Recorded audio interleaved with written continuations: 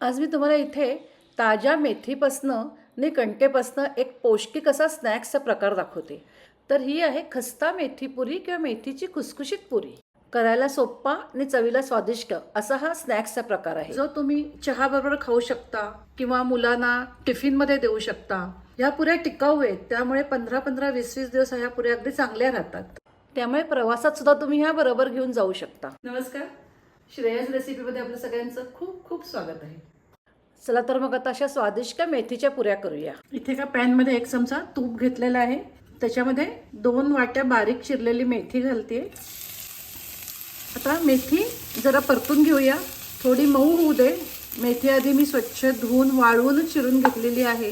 तर थोडीशी परतून घेतली की सगळं त्यातलं मॉइश्चर निघून जातं आणि मग ही पुरी बरेच दिवस अगदी चांगली राहते.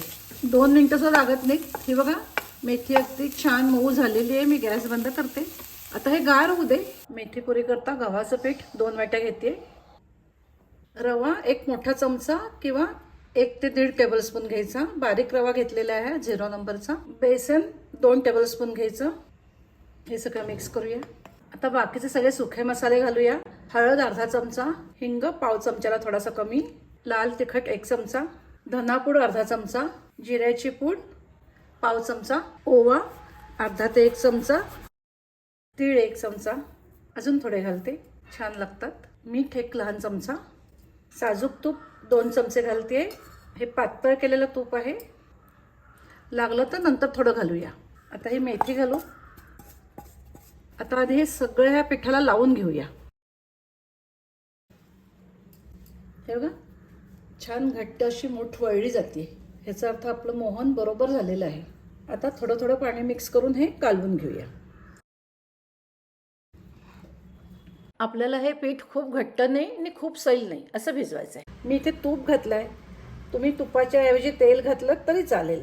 बघा आपलं हे पीठ कालवून झालेलं आहे. खूप सैल नाही, खूप घट्ट नाही असं झालेलं आहे. ह्याच्यात रवा घातलेला आहे. रवा फुगतो. त्याच्याकरता पुऱ्यांकरता जसं आपण पीठ भिजवतो त्याच्यापेक्षा थोडंसं सैल भिजवायचं. हे बघा 15-20 मिनिटं हे झाकून बाजूला राहू दे. नंतर मग पुऱ्या करूया. 20 मिनिटं होऊन गेलेली आहेत. आता पुऱ्या करूया. त्याच्या आधी तुम्हाला माझा हा व्हिडिओ आवडला तर लाईक करा, जास्तीत जास्त शेअर करा आणि जर तुम्ही माझ्या चॅनलला जर सबस्क्राईब केलं नसेल तर प्लीज सबस्क्राईब करा. बेल आयकॉन बटन प्रेस करा. त्यामुळे तुम्हाला माझ्या नवीन व्हिडिओजचे नोटिफिकेशन्स लगेच मिळतील. हे बघा हे व्यवस्थित झालेलं आहे. रवा पण छान त्याच्यात मुरलेला आहे. आता आपल्याला पुऱ्या करून घ्यायच्या आहेत. तुम्ही इथे लहान लहान गोळ्या करून त्याच्या पुऱ्या करू शकता किंवा एक मोठी पोळी करून घ्यायची आणि कटरने लहान लहान पुऱ्या करून घ्यायच्या. तुम्ही गोल किंवा त्रिकोणी कुठल्याही शेपच्या पुऱ्या करू शकता.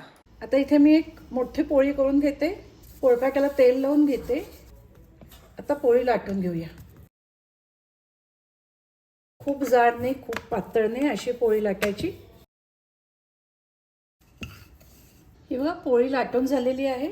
आता ह्या वाटेने मी लहान लहान पुऱ्या करून घेते.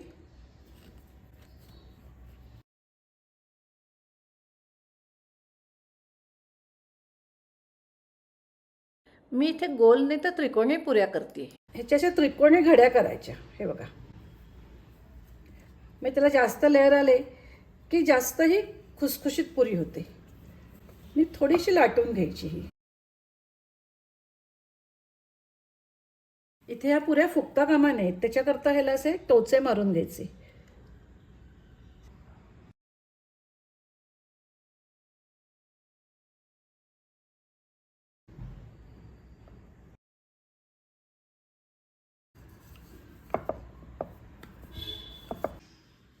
हे बघा अशा पुऱ्या तयार करून घेतलेल्या आहेत.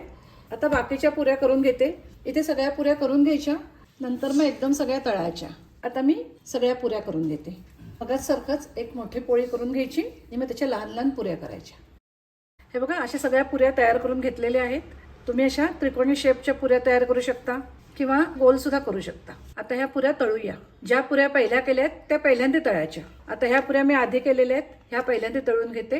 पहिल्यांदा तेल तापवून घ्यायचं आणि नंतर लो टू मीडियम फ्लेमवर ह्या सगळ्या पुऱ्या तळून घ्यायच्या. तेलात जेवढ्या पुऱ्या मावतील तेवढ्याच घाला. एकदम घालू नका. अशा त्या मोकळ्या तळल्या गेल्या पाहिजेत. अशा छान गुलाबीसर रंगावर काढायच्या. खुसखुशीत झाल्या पाहिजेत आतनं पुऱ्या ह्या. लो फ्लेमवर तळायचे, त्याच्यामुळे ते आतपर्यंत छान तळल्या जातात. तेलाचे बबल्स कमी झाले की ह्या पुऱ्या काढायच्या. हे बघा आता कमी झालेले आहेत, आपल्या पुऱ्या तळून झालेल्या आहेत. काढते.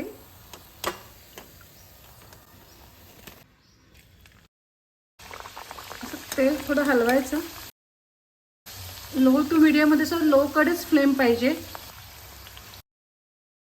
एक दोनदा खालीवर अशा करून घ्यायच्या, अशा तरंगाला लागतात. बबल्स पण कमी झालेले आहेत. आता पुऱ्या काढते. आता अशा सगळ्या पुऱ्या मी तळून घेते. अशा ह्या आपल्या सगळ्या पुऱ्या तळून झालेल्या आहेत. हे बघा, अशा ह्या आपल्या सगळ्या पुऱ्या तळून झालेल्या आहेत. अगदी हलक्या, अजिबात तेलकट नसलेल्या अशा ह्या पुऱ्या होतात. हे बघा, मी अशा हातात घेते. बघा, अजिबात हाताला तेल लागत नाही. अजून या गरम आहेत. गार झाल्या की छान खुसखुशीत होतील. घेतलेल्या मापामध्ये 30-32 पुऱ्या होतात. अशा आपल्या या मेथीच्या पुऱ्या तयार झालेल्या आहेत.